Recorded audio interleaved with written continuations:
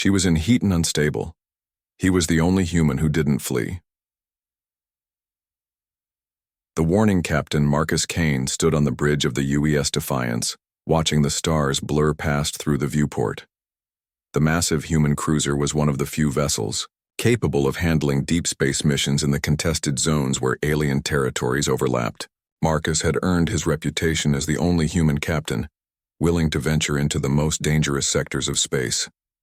The comm system crackled to life, and the reptilian face of Ambassador Zivek appeared on the main screen. The Velkari diplomat's scales were flushed a deep crimson, indicating extreme agitation. His vertical pupils dilated as he spoke. "Captain Kane, you must abort your mission immediately," Zivek hissed, his forked tongue flicking nervously. "The Helix sector is experiencing severe plasma storms. Our most advanced vessels have been forced to retreat." Marcus crossed his arms, his weathered face showing no emotion. At 42, he had seen more space combat than most admirals. His crew called him Iron Kane, not just for his resolve, but for his ability to make impossible decisions under pressure. "Ambassador, with respect, we've been through worse storms than anything your people can imagine," Marcus replied calmly. The Defiance wasn't built to run from a little rough weather. The Velkari's crest flared in alarm. "Captain, you do not understand. This is not merely weather. The plasma readings are off our charts. The electromagnetic interference alone will disable your ship's systems. Even our most advanced shielding technology cannot withstand these conditions." Lieutenant Commander Jessica Reeves, Marcus's second-in-command, stepped forward. Her auburn hair was pulled back in a regulation bun, but her green eyes showed the same determination that had made her one of the youngest officers to reach her rank. "Sir, long-range sensors are confirming massive energy readings ahead. Whatever's happening out there, it's unlike anything in our databases." Marcus turned to his chief engineer, a gruff man named Thomas Briggs who could make miracles happen with spare parts and determination. "Tom, what's your assessment?" Briggs wiped his hands on his coveralls and shrugged. "Well, Captain, the Defiance has taken everything the galaxy's thrown at us so far. I've reinforced the hull plating and rerouted power to the backup systems. If we're going into hell, we're going in prepared." The Velkari ambassador's image flickered as interference began affecting their communications. "Captain Kane, please reconsider. 3 of our finest dreadnoughts attempted to navigate these storms. Only 1 escaped, and barely. The energy patterns are chaotic, unpredictable. Your ship will not survive." "Ambassador," Marcus said, his voice carrying the quiet authority that had earned him command of one of humanity's most advanced vessels, "you're forgetting something important about humans. We don't survive because we have the best technology or the strongest ships. We survive because we refuse to quit when everyone else does." The main screen showed tactical readings from their destination. The Helix sector was indeed showing massive energy spikes that would challenge even their enhanced shielding. But somewhere in that chaos was a stranded research vessel carrying vital data about new alien technologies that could revolutionize human space travel. "Sir," called out Ensign David Park from the navigation station, "we're approaching the outer edge of the storm system. Energy readings are climbing rapidly." Marcus felt the familiar thrill of facing impossible odds. This was what separated humanity from the other species they had encountered among the stars. While aliens calculated risks and retreated when the odds were unfavorable, humans charged forward with nothing but courage and ingenuity. "All hands, this is the captain," Marcus announced. "Over the ship's intercom.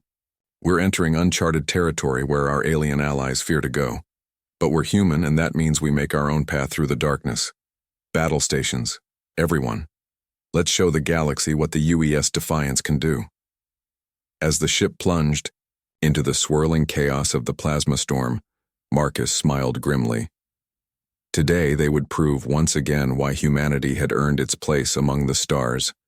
Not into the storm, the UES Defiance shuddered violently as it penetrated the outer layers of the plasma storm. Emergency lighting bathed the bridge in red as normal illumination systems struggled against the electromagnetic interference. Sparks flew from several control panels, and the deck plates vibrated with an ominous rhythm. Hull integrity holding at 92%, reported Lieutenant Commander Reeves, her hands dancing across her console as she monitored ship systems. But we're taking a beating out here, Captain. Marcus gripped his command chair as another massive wave of energy struck their shields.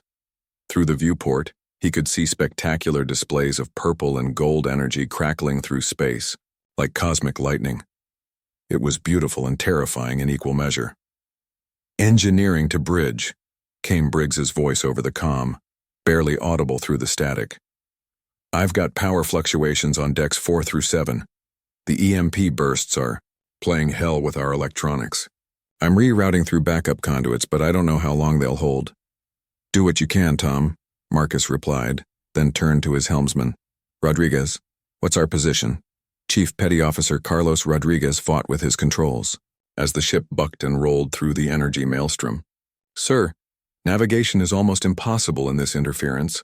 Best guess puts us about halfway to the research vessel's last known position." The tactical display flickered and went dark as another surge of electromagnetic energy washed over them. When it came back online, the readings showed energy levels that should have been impossible. The plasma storm wasn't just chaotic, it was actively growing stronger. "Captain," Ensign Park called out, his voice tight with concern. "I'm reading. Massive structural distortions ahead. It's like space itself is being twisted by these energy fields." Marcus had seen similar phenomena during the Titan Nebula incident 3 years ago, but nothing on this scale.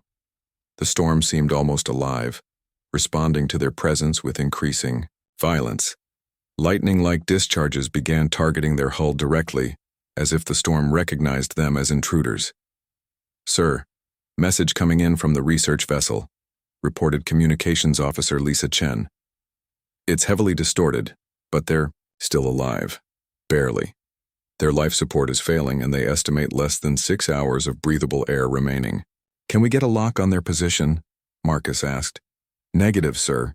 The interference is too strong for precise targeting. We'll have to get much closer."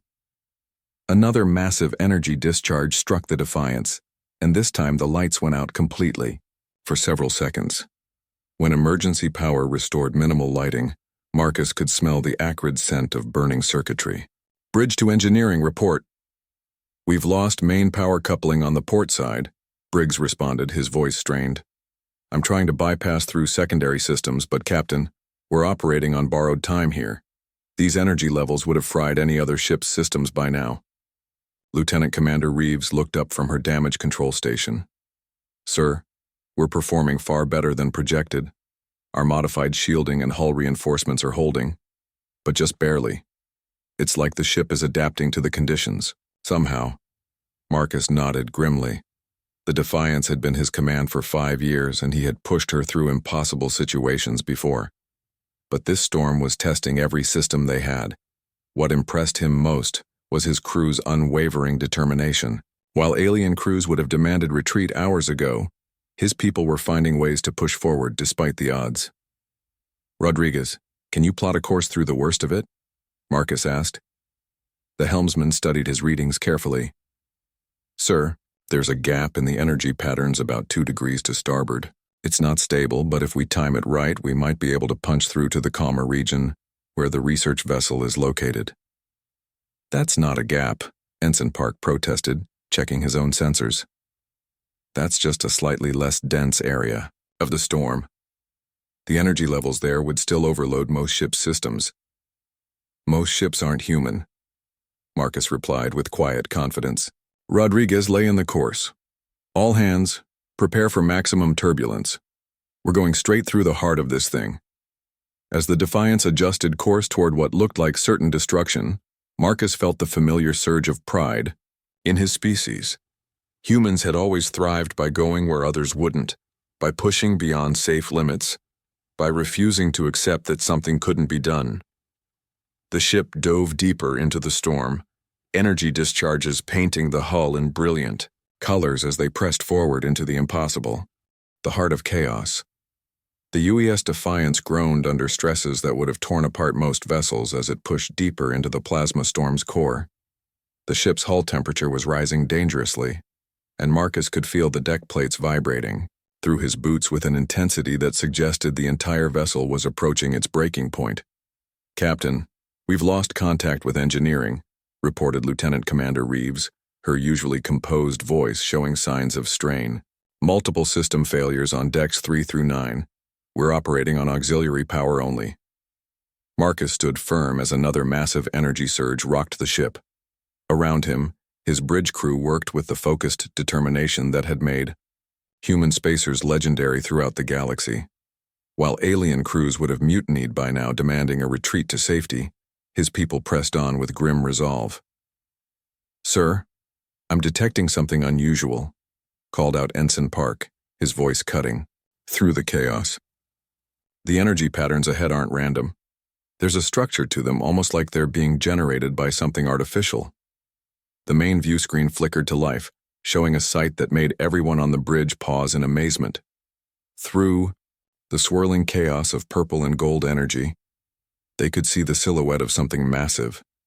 It wasn't the research vessel they were looking for. It was something far larger and more ominous. "Sweet mother of stars," whispered Rodriguez, his hands frozen on the helm controls. "Captain, that's not natural. That thing is bigger than a space station." Marcus studied the readings carefully. Whatever was generating the plasma storm was ancient and alien, its design unlike anything in their databases. The structure seemed to pulse with malevolent energy, and the storm patterns emanated from it like ripples from a stone dropped in water. "Bridge to engineering," Marcus called out, but received only static in response. "All stop, Rodriguez. We need to assess this situation." "Sir, the research vessel is sending another distress signal," reported Communications Officer Chen. "They're trapped in the shadow of that thing. Their systems are failing rapidly." As if responding to their presence, the alien structure began to pulse more rapidly. The plasma discharges intensified, and new patterns of energy began weaving through space around them. The Defiance's shields flared as they absorbed impact after impact from the directed energy weapons. "It's targeting us," Reeves observed grimly. "Whatever that thing is, it doesn't want us here." Marcus felt the weight of command settle on his shoulders. They had found more than just a stranded research vessel. They had discovered something that could threaten all known space if left unchecked. The question was whether one human ship could make a difference against something so massive and powerful. "Engineering teams report that Chief Briggs is unconscious but stable," came a voice over the intercom. "Lieutenant Morrison is taking over. Main power is restored, but we're running at 60% capacity." "Good enough," Marcus replied. "Morrison, can you give me emergency power to the main engines? We need to reach that research vessel." "Aye. Sir, but Captain, our hull is already stressed beyond normal limits. One more major hit and we could lose structural integrity." Through the viewport, Marcus could see the research vessel now. A small craft dwarfed by the alien structure, its hull scarred by energy burns and debris impacts. They were so close, but the space between them was filled with deadly energy discharges that seemed specifically designed to prevent rescue attempts. "Sir," Ensign Park announced, "I'm reading life signs aboard the research vessel. 12 people, but their life support is critical. Maybe an hour left at most." Marcus made his decision with the swift certainty that had kept him alive through dozens of impossible missions. "Rodriguez, plot an intercept course. We're going in." "Sir, the energy pattern suggests that approaching the research vessel will trigger a massive defensive response from that structure," Park warned. "Then we'd better be ready for it," Marcus replied. "All hands, battle stations, prepare for emergency evacuation procedures. We're going to grab those people and get out of here before that thing knows what hit it." Lieutenant Commander Reeves looked at him with a mixture of admiration and concern. "Captain, this is beyond dangerous. Even for us." Marcus smiled grimly. "Jessica, humanity didn't earn its place among the stars by playing it safe. We're going to show that alien death trap what human determination looks like." As the Defiance began its final approach toward the trapped research vessel, energy discharges from the alien structure intensified dramatically. The ship shook under the assault, but pressed forward with the relentless determination that had made humanity feared and respected throughout known space. In the face of overwhelming odds and ancient alien power, one human ship refused to retreat. The rescue The UES Defiance screamed through space toward the research vessel as the alien structure unleashed everything it had. Energy beams that could vaporize asteroids lanced through the void, seeking to destroy the audacious human ship that dared challenge its domain. Marcus felt the deck plates buckle beneath his feet as each impact tested their vessel's limits. "Shields down to 30%, shouted Lieutenant Commander Reeves over the din of alarms and explosions. "We can't take much more of this punishment." "Captain." "We don't need much more," Marcus replied through gritted teeth. "Rodriguez, evasive maneuvers. Park, get me a docking solution for that research vessel." The helmsman's hands flew across his controls as he threw the massive cruiser into a spiraling dive that would have been impossible for any other species ship. Human vessels were built for punishment and designed to push beyond safe operating parameters when necessary. The Defiance proved her worth now, dancing through the energy barrage with desperate grace. "Docking clamps ready," reported Ensign Park. "But sir, we'll need to match their tumbling rotation. The research vessel is spinning out of control." Through the chaos, Marcus could see the smaller ship clearly now. The vessel was badly damaged, its hull breached in multiple places and venting atmosphere. Whoever was aboard had shown remarkable courage just to survive this long in the heart of the alien storm. "Engineering to bridge," came Lieutenant Morrison's voice, strained but determined. "I've got emergency power rerouted to the docking systems, but we're running on fumes here. One more major hit and we lose everything." The alien structure seemed to sense their intention and responded with renewed fury. Massive energy pulses erupted from its surface, creating a web of deadly force that surrounded both human vessels. The space around them turned into a hellscape of purple fire and electromagnetic chaos. "Sir, the research vessel is hailing us," reported Chen. "Putting them through." A voice crackled over the comm system, distorted by interference but clearly human. "This is Dr. Nathan Cross aboard the research ship Endeavor. Thank God someone came for us. We've discovered something incredible. Here, but we're dying. Life support is gone and we're on emergency oxygen only. Dr. Cross, this is Captain Kane. We're coming alongside now. Prepare for emergency docking procedures." "Captain, you don't understand."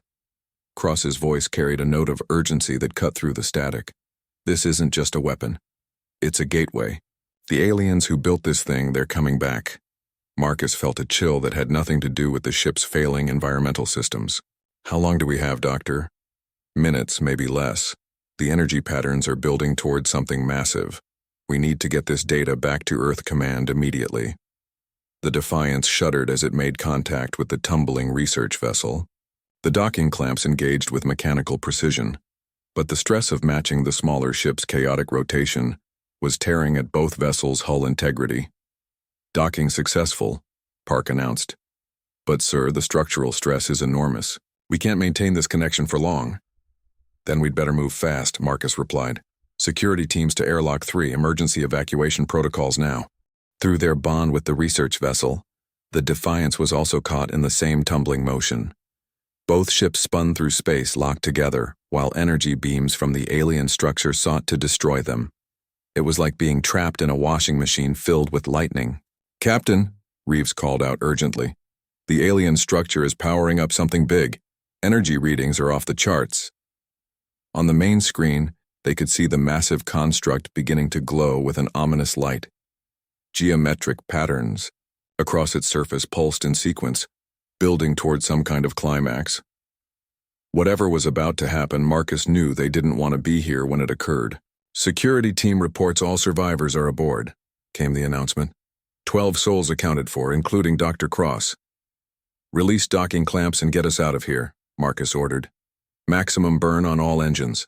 The Defiance broke free from the research vessel just as the alien structure reached critical energy levels. A wave of force erupted from its core that would have annihilated anything caught in its direct path. The human cruiser rode the edge of the expanding energy wave, using its own momentum to escape the kill zone. Behind them, space itself seemed to tear open as the ancient gateway activated. Through the rift, they caught glimpses of something vast and terrible waiting on the other side. Marcus realized that Dr. Cross was right. They had stumbled onto something that could threaten all known civilization. But for now, they had completed their mission. 12 human lives had been saved against impossible odds, and vital intelligence, was heading back to Earth Command. As the Defiance limped away from the storm, Marcus felt the familiar pride in his species' refusal to abandon their own. Part 5. The Return.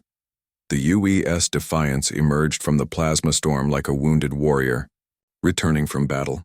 Her hull was scarred and blackened, her systems running on backup power, but she carried her crew and the rescued researchers safely away from the alien nightmare they had discovered.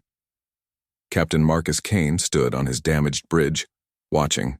The stars returned to their normal, steady light as they left the chaos behind. "Damage report," he requested, though he could see the extent of their wounds reflected in every sparking console and darkened display panel around him. "Lieutenant." Commander Reeves consulted her barely functioning workstation. "Hull breaches on 7 decks, primary power down to 40%, and we've lost half our shield generators. But we're alive, sir. All hands accounted for." Dr. Nathan Cross had been brought to the bridge, still wearing the emergency oxygen mask that had kept him alive during the final hours aboard the research vessel. He was a thin man in his 50s, with prematurely gray hair and eyes that held the haunted look of someone who had seen too much. "Captain Kane," Dr. Cross began, his voice still weak but urgent, "you need to understand what we found out there. That structure isn't just ancient, it's part of a network, a gateway system that spans the galaxy." Marcus turned from the viewport to face the scientist. "Doctor, perhaps you should start from the beginning. What exactly was your research mission?" Cross activated a portable data pad that had somehow survived the ordeal. Holographic displays showed complex energy patterns and architectural schematics that hurt to look at directly. "We were investigating reports of unusual energy signatures in the Helix sector. What we found was evidence of a civilization that existed millions of years ago." "The builders of that structure?" Marcus asked. "No, Captain, the civilization that fought them." Cross's expression grew even more grave. "The plasma storms, the energy discharges, all of it was a defensive measure, a weapon designed to keep something locked away, and we may have just broken it." Chief Engineer Morrison's voice crackled over the intercom from the engine room. "Captain, we've got massive energy readings building behind us. Whatever we left back there, it's not staying put." Through the rear sensors, they could see the plasma storm expanding rapidly. But now it had a purpose, a direction. It was following them and growing stronger with each passing moment. The alien gateway was fully active now, disgorging things into normal space that had been imprisoned for eons. "How long until we reach the nearest starbase?" Marcus asked Rodriguez. The helmsman checked his navigation systems. "At current speed, 18 hours, sir. But with our damage, I don't know if we can maintain even this velocity." Dr. Cross leaned forward intently. "Captain, you have to understand. Earth Command needs this data immediately. The Gateway Network, if it's fully activated, it could allow hostile forces to appear anywhere in human space without warning.